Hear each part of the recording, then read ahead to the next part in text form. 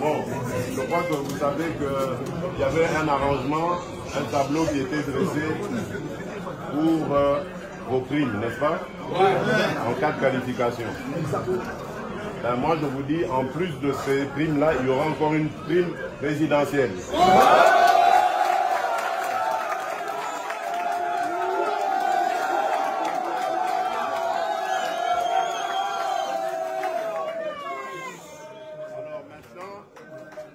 Restons concentrés pour la suite.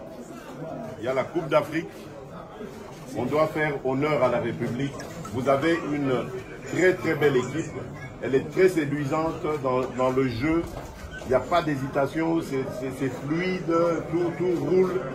Et ça doit continuer comme ça. On a le meilleur coach d'Afrique, si pas du monde. Donc tous les ingrédients sont réunis pour gagner cette Coupe d'Afrique et se qualifier pour la prochaine Coupe du Monde. Je compte sur vous. Je sais qu'on peut y aller. Nous sommes la République démocratique du Congo. C'est facile, béton.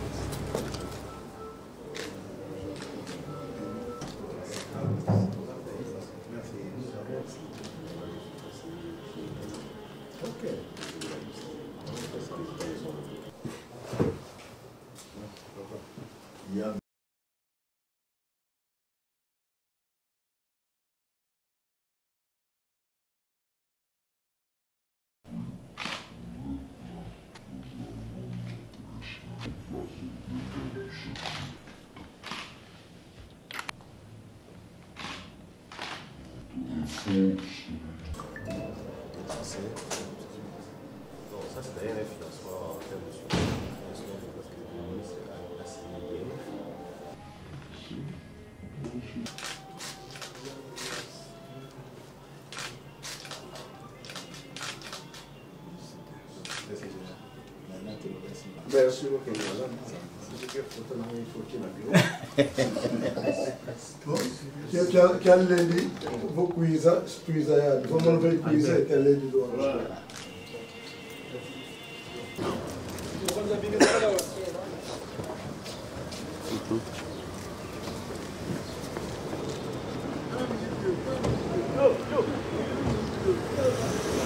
Na mboka Congo, ba opposant oyo bazali na confiance à peuple te, ba boyi ko financer bango. C'est ainsi que les opposants actuels tozongi na maloba Kondo Etienne Tshisekedi alobaka que IDPS au pouvoir, il n'y aura pas d'opposition.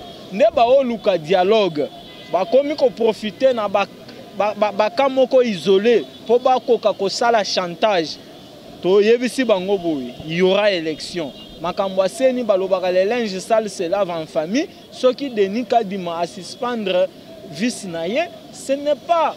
Et là, il n'y aura pas d'élection. Et Prince Penge. Motif zoé banate bazoé la mbongo to ezani. Non, dénie kadima ndenge na uti koloba. C'est un père de famille ndenge na uti koloba. Na kati ya famille nyonso ba divergence ezanga kate. Lui en tant que père de famille a meki kopesa ordre kotia ordre na kati ya famille oye azali ko kamba famille otobengi seni commission électorale nationale indépendante na ba prérogative na ye asali musala na ye mais tomoni ba chantage oyo Prince Penge akomi ko sala entre autres aoloba na ba média ke ba weleli kota Denis Kadima ana kota na ye ya ba député pour na konommer bango et puis vice na ye a pe na ba kota na ye pour na konommer nde eloko esali ke ba welela non ko intoxiquer ba congolais te et biso moko ba congolais to yali déjà averti parce que na politique o Tshisekedi ya yeli biso a incité biso jeunesse to kota masolo ya élection a incité ba mama ba kota na masolo ya élection pamba te pour élection ya tour ekozala ya banomination te ekozala élection ya la voix du plus fort te, c'est-à-dire muto ana mbongo e mata ekita ata ba voter te akoleka. Non, pas plus ça. Ndenge ezalaki kala to komi na nouvelle carte to komi na masolo mususu avec Félix Tshisekedi. Alors on a omona bango ba osala et la qui se fuite en avant. Nous ne ferons plus jamais ça. Marche en arrière exacté. Bon mobiliser ba parti nabino, bon mobiliser ba membre na ba partisan nabino pour te token de maponomi. Yo pe prince o a jeune, prince penge na oloba na yo a jeune. Zala na courage, postuler ça la campagne. Je suis sûr et certain que baye balingaka yo soki ba voter yo avec seni oyo ya transparence, avec seni oyo équitable, il y a Denis Kadima. Ceux qui va voter yo ndeko nanga okoleka. Kolandela Martin Fayulu te, c'est un monsieur en perte de vitesse, en chute de positionnement. Aoyeba te nini akosala lisusu parce que amoni que baye a zela ki ba financer ba koki ko financer te. C'est ça ce qui justifie position na ye. Mwana mboka kasi motuna oyo eko kabola penza lelo to koloba penza mwa mingi te to komi na mwa butu makasi po esengeli na biso pe to kende ko pemisa mituna biso et to clôturer na tournée à Reinders et zo la kisanini pamba te ba africain to ba congolais bazo zelanto ntilo Tshisekedi na Russie bana bosenga susu ya bango te bon to éviter et lo nini zo sala manase yawa. Merci madame. Félix Tshisekedi, chef de l'État et président de la République, aye na politique ya gagnant-gagnant. Yo moko moni, bisonyo soto Hollanda, politique étrangère, nenge France, a perdre ba ex-colonie na ye. Tozana ba pays belé au France à perdre. Dernièrement, a outi ko perdre Niger. Après Niger, tomoni na Gabon. Gabon est dirigé pendant plus de 50 ans dans le régime Bongo. Bongo père a koufi, atikeli Bongo fils. Tomoni ba militaire ba uti ko jouer pouvoir. Na agitation, na effervescence wana de France a komi ko banga. France a tali à lobby, le Congo c'est un poumon économique et Afrique. Ce qui Union européenne va perdre contrôle total malgré que je vous annonce va perdra déjà à moitié contrôle ya Congo depuis l'avènement ya Félix Tshisekedi na pouvoir parce que Mokonzi Mboka alobaki dernièrement que minerai ya Congo et côté Kamalisusu na Union européenne te ça montre la suffisance perte ya Union européenne ya Congo à moitié si ko batali balobi na politique o Tshisekedi a omema Congo toko perdre totalement Congo nde ba dépêcher Reinders na Afrique pote et principalement na Congo pote bakoka ko renouer o ezali bongo contrat na bango topé partenariat na bango na Congo bao banga mais je les assure que bientôt le Congo va quitter intégralement l'Union européenne et l'OTAN parce que ba avantager bisoté depuis 1960 tolela ba congolais ba olela lelo mokonzi mboka aye aobunda pona kozongisa mboka na rai tomoni maternité gratuite tomoni ezali bongo gratuité de l'enseignement mais banguna ba ondima te nde eloko esali ke Reinders a se dépêcher awa na Congo pote a sentir que après élection en 2023 Congo a kokota na kati ya BRICS eloko yebangisa bango yango wana pote bako perdre Congo oyo ya Félix ndenge bakanela kite bango bakanisaki ke bako manipuler Félix ndenge ba manipulaki Joseph Kabila mais Félix aye na politique oyo ya sika ya kopesa congolais valeur na ye kopesa congolais oyo il faut azwa Union européenne ba osakana na ba congolais to boye impérialisme mais ndenge ba lembaka te c'est pourquoi batindaki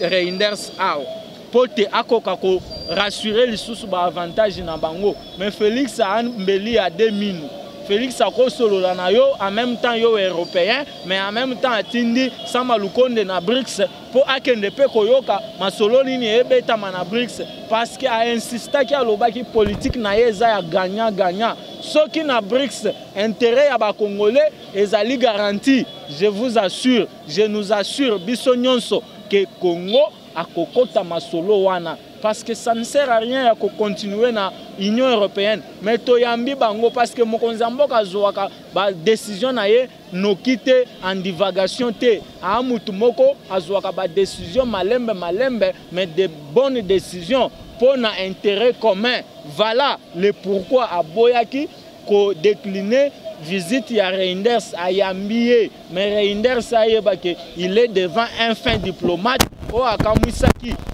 Même les autres émissaires européens, qui par rapport à la politique de Tshisekedi, tant bayaki comment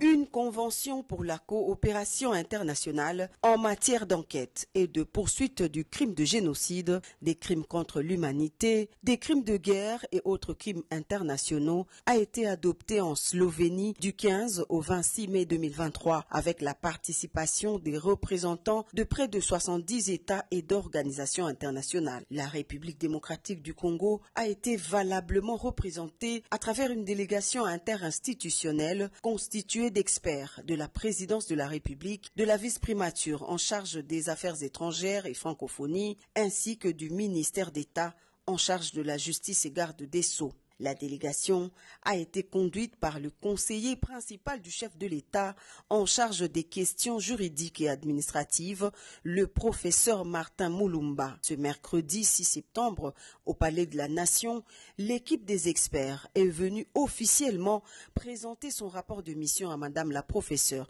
Nicole Toumba-Boacha, directeur de cabinet adjoint du chef de l'État en charge des questions politiques, juridiques et diplomatiques. D'entrée de jeu, Madame Boacha a remercié les plénipotentiaires pour le travail abattu en mettant un accent particulier sur la détermination du chef de l'État, Félix-Antoine Tshisekedi Tshilombo, à lutter contre toutes les formes d'impunité. Cette convention multilatérale constitue un outil important pour la République démocratique du Congo dans sa lutte contre l'impunité des crimes internationaux dont les auteurs trouvent parfois refuge sur les territoires des États étrangers afin d'échapper aux poursuites pénales des autorités congolaises compétentes. Occasion pour la délégation des experts de signer officiellement le rapport de leur mission sous la supervision de Madame la Dirkaba Nicole Toumba-Boacha. Dans leur rapport, la délégation interinstitutionnelle indique qu'il est souhaitable pour la RDC, après avoir négocié cette convention, de signer et de ratifier celle-ci dans les meilleurs délais afin de rendre effective la volonté du président de la République, celle d'asseoir un véritable état de droit où l'impunité des crimes graves n'a pas sa place. Oh oui, mais c'est trop connu, je ne vous apprends rien. Vous êtes belge, mon cher ami. Il y a un lobby là-bas. Il y a 26 ans, le maréchal Mobutu déchu mourait en exil au Maroc où est inhumé son corps jusqu'à ce jour. Le deuxième président congolais avait succombé à un cancer de la prostate à l'âge de 66 ans. Commémoré chaque année dans l'intimité familiale, l'anniversaire du décès du feu maréchal a connu cette année une présence particulière, celle du président de la République, Félix-Antoine Tshisekedi Tshilombo. Une marque de réconfort à l'endroit de la famille, mais aussi un honneur à l'ancien chef d'État au nom de toute la nation congolaise. À l'initiative de la famille Mobutu, cette célébration eucharistique a connu la participation de nombreuses personnalités politiques, toutes tendances confondues, venues communier avec la famille du défunt maréchal Mobutu. Dès sa prise de pouvoir, le maréchal Mobutu a instauré ce qu'on a appelé le respect de l'Africain, le respect de l'homme noir, jusqu'à l'aboutissement de l'authenticité. L'authenticité, certes, c'était une culture, mais c'était une culture multiple, y compris même sur l'habillement. C'est l'homme qui a dû faire la rupture avec les Belges. Beaucoup de personnes l'ignorent. Quand il a sorti le conflit belgo-congolais. C'est à partir de ce moment-là que les Occidentaux ont commencé à avoir un œil assez vigilant vis-à-vis de lui. L'unité du pays, le respect de soi-même, ou présenter l'unité du Congo partout où vous allez. Proche du président Mobutu, l'abbé Joseph Loutelou a exhumé quelques souvenirs de sa relation avec l'ancien président qu'il présente comme un homme de principe qui a porté sa foi catholique jusqu'à son dernier souffle. Prenant la parole pour le compte de la famille, l'ancien vice-premier ministre Mobutu Nzanga a remercié le chef de l'État, Félix-Antoine Tshisekedi Tshilombo, pour sa participation à cette célébration eucharistique commémorative. Au nom de la famille Mobutu, je voudrais tout d'abord remercier le chef de l'État d'avoir renoncé par sa présence cette belle messe d'action de grâce en mémoire de notre père, le maréchal Mobutu Sese Seko. Cela nous touche profondément. Je voudrais également dire que par la réponse que vous nous avez donnée aujourd'hui, vous avez répondu également à cet appel de l'unité, très important pour nous. Chaque humain est particulier par sa vision des choses. Le maréchal Mobutu avait la sienne, qui se résume à l'unité du Congo. Un exemple à prendre en compte pour solidifier l'intégrité territoriale.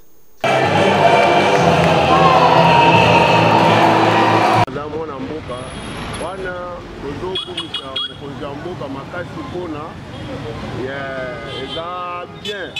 On a bien makasi pona libota mosusu bakozala na possibilité mosusu bakozala na possibilité oyo ya komema mwasi na ye ntina otala mpona abota mais lokola ye mwana mboka Chilombo asali bongo asali bien président asali bien vrai idée mpona kosunga baoyo bazalaki na mbongo te asali bien makasi okomisa ye makasi bato mosusu bato jamais gratuité ya enseignement eza en cours eza osalema ntina bacommune nyonso 25 commune nyonso ya Kinshasa na ville province ya Kinshasa mais nazoyebisa bino boye mais ngai nana bananga batanga ofele année passée bazalaki na nani na Yolo Sud na veni na nani na école ya ba Belgique ya l'état ya na ya marqueur ezalaki bien bana batangi normal bazwi charge nanga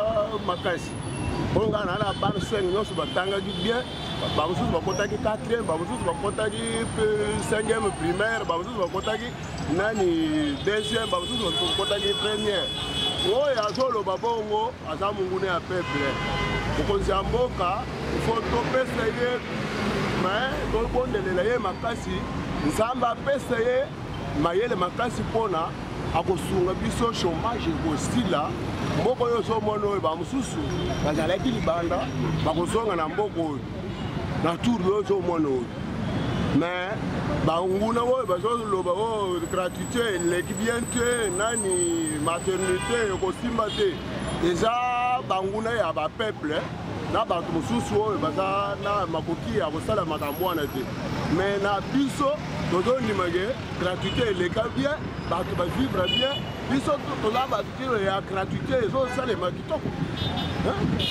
président Fachi avanda na ye Fachi Beton tozo président alakisi ki aza mwana mokolo mboka en tout cas toana esengo makasi na président na biso apa kutu gratuité wana asali makambo ebele banzela en tout cas avanda na ye avanda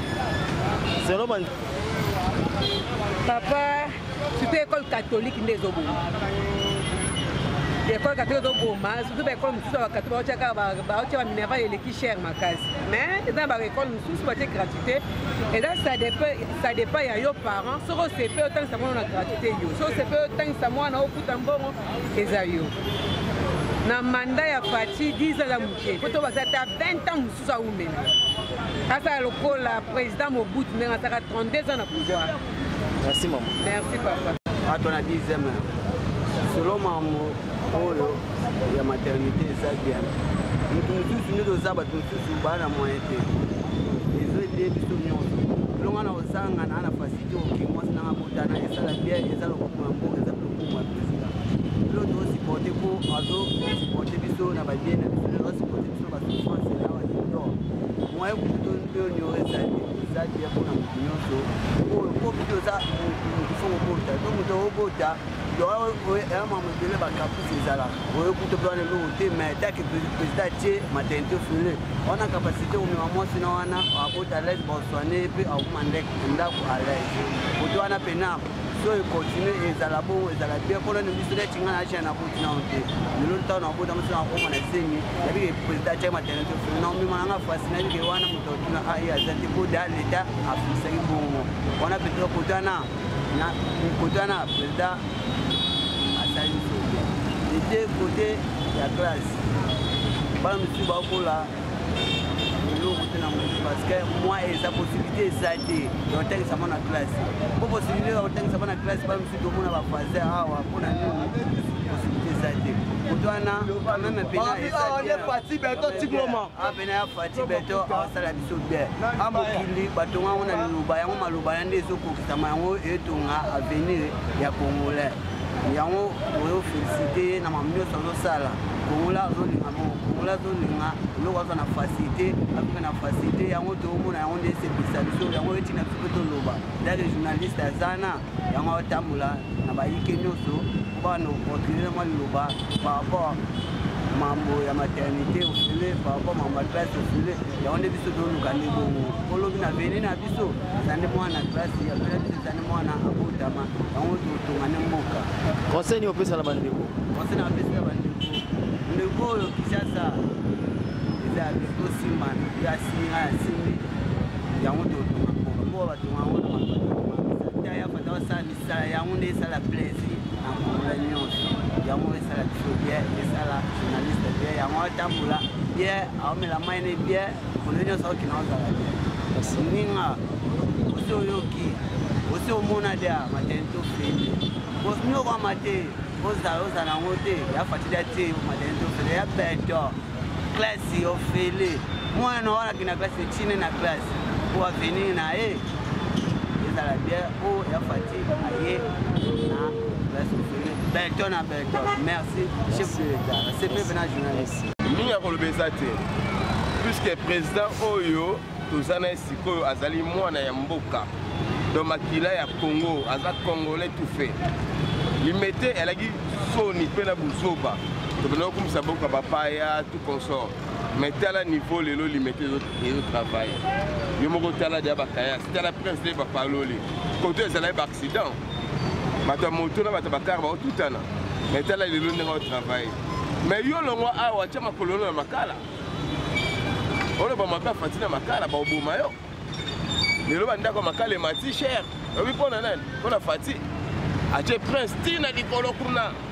bandako mati ba garantie mati lelo se mati et puis à travailler prince ko banda na makala tina échangeur notre monde va prester bon banda to banda à part époque à Mobutu mais dans moment où non le bana fati tazati d'abord tika fati travailler auto ça les a mandatés on a le droit de tirer la moi Damas à soupe mais toi tika siko adamé Damas na bien donc affidé pendant 32 ans de pouvoir ndenge Mobutu azalaki le monde en boka oh et comme un bijou ba poto ba luka ba États-Unis ba OK souste ba gratuité c'est bon to fani mingi ndesinga sali 25 ans en Angola puisque maternité en Angola est gratuite au boti au bingo gay enseignement pays à la gratuite en Angola c'est la même chose à même Angola à la kin au moins bana bazotanga ba makamni c'est ça la masava pour la gratuité en tout cas 10 sur 10 donc on a 10 coups de moyen mais 20 sur 20 oui ça c'est bon quoi donc ça va pas de problème avec Fati tika Fati ou mera akata na besu bebele tala mu kabaka bo tika fana derrière afana na a continuer na ye donc tolingi pena amema pena mboka au bijou à bijou donc Fati béton c'est la presse que tongami tina bakato ba venir to mona te meto mona ngo siko mais éclairage public partout au monde mais botika soka monde côté ba mibi baza benga na bango il a travaillé pendant 32 ans de pouvoir ok ndé bongo ndé ala merci papa azo ya kosepela makasi kwa naza kosepela makasi pona makambo nazo mona na mboka na ngai oyo ya bien ezo salema ya yambo nazo yebisa bino boye na 32 ans oyo ya ba ex-président na biso oyo bauti kolika asala eloko te na 18 ans yokolandela na 18 ans oyo pena ex-président mosusu auti mpe koleka basali biso eloko te ata moke mais oyo komona mpona mwana mboka Félix Tshisekedi Tshilombo makambo azosalela biso na mboka vraiment yango nde ezosepelisa biso makasi ya yambo eza boye ya liboso bana bazotanga ofele na nayebi yango te ya mibale na bahopito ebele bana bamama bakoma obota azobima ofele kati hopito ata mwana abotami azobela azosalisa ye azozwa lisungi ya ofele ya mibale botala nanu banzela na biso oyo pena batika des années, de 32 ans, de 18 ans, je peux dire que mon toit 50 ans, à Tamboula, mais dans le lieu, c'est que du tilo, je sais les bisous banzela, bon, na makala, on a mon toit, ça l'a eu au Tamboula. bapo ezosalema bamakadame ezotyama donc lelo bana bazolinga classe bazokende classe bazotanga ofele yango nde nazopesa Félix Antoine Tshisekedi Tshilombo akumisi pena merci mingi akontinue ka kosala ka boye akontinue ka kosala mosala na ye vraiment mosala na ye eza malamu tozopesa ye chance ya kozala oyo akozwa deuxième mandat donc ntango kozwa deuxième mandat ya tour oyo vraiment akosala koleka oyo tomona sikoyo. Merci papa. Na mokonzi ya mboka Fachi Beton tomona nzela esalema gratuité de l'enseignement makambo nyonso etambola bien nzambe asima kaka dollar ekita 1.1 sosali yango wana etika